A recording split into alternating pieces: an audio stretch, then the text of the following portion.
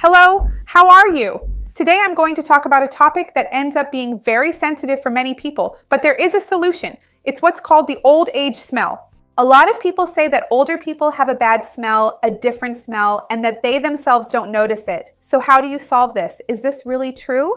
I'm going to explain all of this to you. And yes, how to solve it, because there is a solution. Stick around until the end, because you won't want to miss this. Before we start, I want to ask you how old you are. If you've ever noticed a change in your own body odor or in someone who lives with you, in your family, or someone close to you. And if you've already been trying to improve this, what have you been doing? I'd love to see your comment. Before we start, I also want to ask you to like the video so I know you enjoy this kind of topic and I can bring more content like this. And also to share it with someone you love who is going through this situation. Let's join together to expand this chain of kindness and help more people we care about. That's what I want here with the channel. That old person smell can be a little embarrassing. A lot of people say that some grandmas and grandpas have a slightly different scent. It might be a smell from their own skin or from their breath, from their mouths, and this can happen. This old person smell was identified by some Japanese researchers who were able to determine that starting from middle age, we begin to produce 2-nonenal, which is an organic, volatile compound.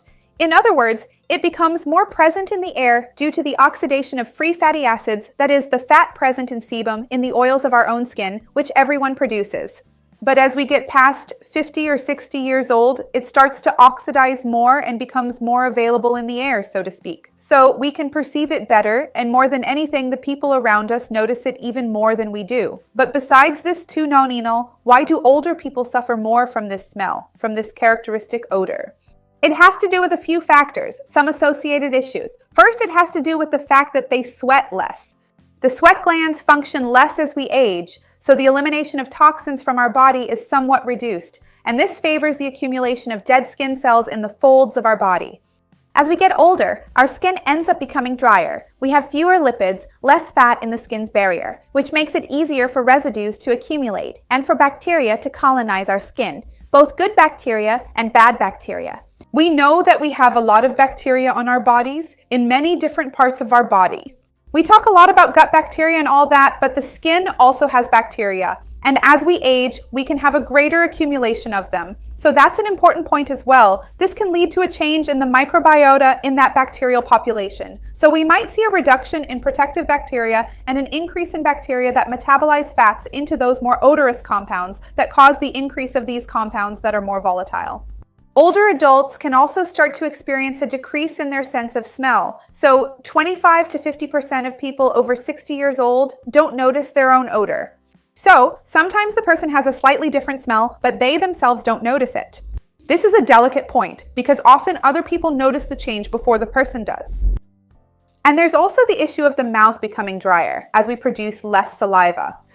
Sometimes the person is taking some medications that reduce saliva production, increase the proliferation of bacteria, and change the presence of sulfur compounds. Volatile compounds in the mouth cause bad breath, and the person also can't detect this bad breath. So, it creates a somewhat unpleasant situation because the person has this bad breath that has nothing to do with brushing, has a different smell on their skin, can't notice it, and it leads to a delicate situation. What do dermatologists, what do specialists in the field recommend? Because what happens when a person starts to have a different smell, is getting older? What do people usually start to do? I'll take a bunch of showers a day to get really clean. I'll buy those heavy antibacterial soaps, that kind of soap that leaves my skin wrinkled, dried out, just to be really, really clean because I don't want people to say I'm dirty. I can be anything, but I want to be clean. That's not how it is. Even though we want to associate bathing with cleanliness, water cleans, but excessive use of cleaning products isn't always linked to better skin. So ideally, we should clean our, let's say, dirty areas every day, obviously for hygiene reasons. What are the dirty areas? The armpits for sure, and the genital area and the perineal area. So you should clean your genital area and the area around the anus every day with soap, as well as your armpits every day when you take your shower. And as for the rest of your skin, arms, stomach, legs, you don't necessarily need to use soap, just let the water run over them. And then 2 to 3 times a week, you use soap on the rest of your body. A moisturizing soap, a neutral soap with a pH suitable for the skin. But you can take a shower every day, okay? You can let water run over your whole body. On those 2 to 3 times a week when you use soap on your whole body, you should also wash your hair. You don't need to wash your hair every day. Now, every day, it's a good idea to moisturize your skin, and that's where you can add a nice scent for yourself too. Because remember, just to make it clear, the areas you need to clean every day are your armpits, genital area, and perianal area. These are the parts that get dirty every day. Every day, then, you will moisturize your skin with some type of cream that contains ceramides, glycerin, aloe vera, or urea if you have extremely dry skin. And if you have any questions, talk to your dermatologist or the doctor who sees you in person. Moisturizing your skin is always very good for improving the issue of bacterial proliferation. It will already have a nice scent, or maybe not, because there are creams that sometimes don't even smell good. But just by improving the quality of your skin, it will already help reduce bacterial proliferation and decrease that bad odor. So, the best thing is to always keep your skin well moisturized and clean those areas that are usually dirtier, right? Because these are areas that usually already have a higher bacterial proliferation due to our own bodily residues, which ends up creating an even more favorable environment for microorganisms to grow. Of course, you can and should also wash your feet and behind your ears. And if you are someone who is overweight and has more skin folds under the belly, under the breasts, or any kind of fold where there is more skin-to-skin contact, and if you feel that there is more accumulation of skin there, more friction, that there could be a buildup of bacteria, in short, if you feel that area is dirtier, as we can tell where we are dirtier, where there might be a more unpleasant odor on our body, you should clean it. It's a matter of common sense. For example, my arm here, it's an area of skin that I don't necessarily need to wash with soap every day, because it's not an area of skin that's necessarily dirty every day. So I can simply let the water run over it and then moisturize.